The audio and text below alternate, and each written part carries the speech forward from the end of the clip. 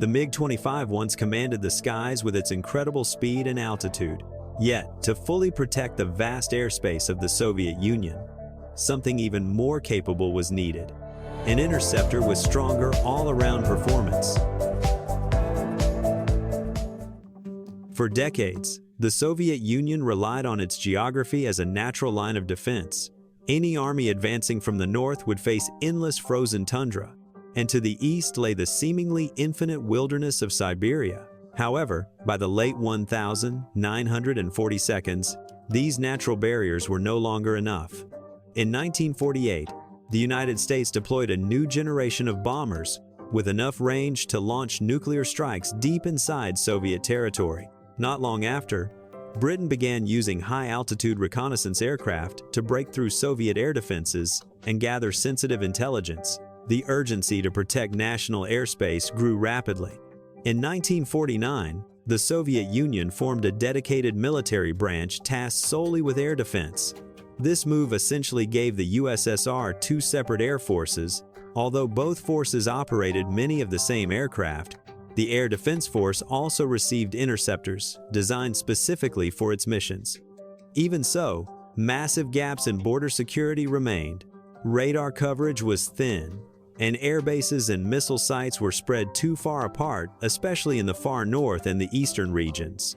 When the MiG-25 entered service in 1970, it became the fastest and highest-flying interceptor in the world. But even a legend had limits. Its flight range was insufficient for constant patrol over remote areas, and it relied heavily on ground-based guidance to engage targets. Worse still, by the 1972, NATO had shifted to low-altitude penetration tactics, slipping under radar coverage and rendering the MiG-25's high-altitude speed advantage less useful. The Soviets soon realized that building more radar stations and bases along thousands of kilometers of border was unrealistic. What they truly needed was an interceptor that could operate independently, one capable of detecting and destroying targets without relying on ground control. Given the MiG-25's impressive high-speed performance, engineers chose it as the foundation for the next-generation interceptor. At first glance, the MiG-31 looks like a refined MiG-25, but in reality, it is a completely new aircraft. Expected to serve in the 1980 seconds, the MiG-31 program focused first on solving the range issue. The MiG-25 struggled badly when patrolling remote regions, so engineers abandoned the old turbojet engines and introduced turbofan engines the first time the USSR used them on a fighter aircraft. With digital fuel control and advanced materials to enhance reliability, the new power plant dramatically increased range.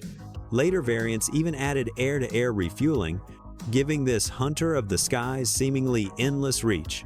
More than 80% of the MiG-25 structure was made of heavy stainless steel, cheap and durable, but limiting low-altitude performance. On the MiG-31, the use of titanium increased significantly, and both wings and fuselage were reinforced. These improvements gave the aircraft the ability to fly supersonically at low altitude and greatly improved maneuverability. But the most significant upgrade came from its fire control system. Like earlier Soviet interceptors, the MiG-25 was designed with ground-controlled interception in mind. The MiG-31 would break away from that dependence entirely. When ground-based radars detected an incoming threat, the MiG-25 would be guided toward the target through radio commands. Only after reaching launch range would it activate its onboard radar to lock onto the enemy. The MiG-31 broke away from this interception method entirely. As the first fighter to use a passive phased array radar, it could detect targets at distances of up to 200 kilometers and had excellent low-altitude tracking capability. With its advanced radar system working alongside a mission computer and an additional crew member dedicated to operating it, the MiG-31 no longer needed to rely on ground control. It could conduct combat operations with a high degree of autonomy. Data link technology was the key to this independence.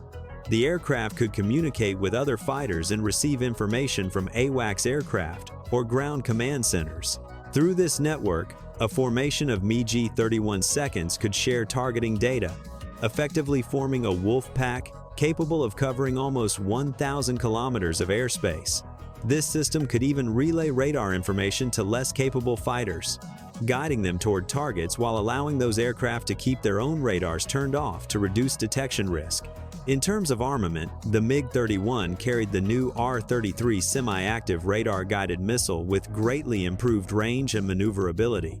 Supported by its powerful radar, the MiG-31 could fire 4 R-33 seconds simultaneously, each aimed at a different target. It could also carry R-40 missiles, the same type used on the MiG-25. Both aircraft were formidable interceptors, but compared to the MiG-25's more primitive and straightforward approach, the MiG-31 represented the pinnacle of Soviet aviation technology of its time. In the early 1980 seconds, MiG-31 seconds entered service in large numbers, with priority given to remote air bases along the northern and eastern borders. Over the years, this twin-engine Sky Sentinel became a serious deterrent to U.S. reconnaissance aircraft. Long-range surveillance planes, such as the Boeing RC-135, and maritime patrol aircraft, like the P-3 Orion, treated it with caution.